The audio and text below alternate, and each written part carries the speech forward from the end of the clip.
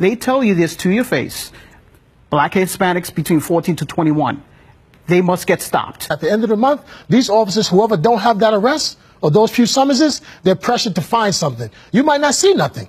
You're supposed to be visible. You might not see anything, but you go hunting, like bounty hunting for an arrest, locking up some old guy, some homeless guy, finding somebody who's riding a bicycle on the sidewalk, who's spitting, and you bring him in. The problem is when you go hunting, when you put any type of numbers on a police officer to perform, we are going to go to the most vulnerable. The most vulnerable. Of course. We're going to go to LGBT community. We're going to go to the black community. We're going to go to those people that have no vote, that have no power. If we start doing what we're doing in Midtown Manhattan, a phone call to the mayor's office is going to be made. That's going to be the end of it. We're the predators, they're the prey. The worst thing you can have is a police officer that needs an arrest for the month. So you're all minorities. How does that make you feel?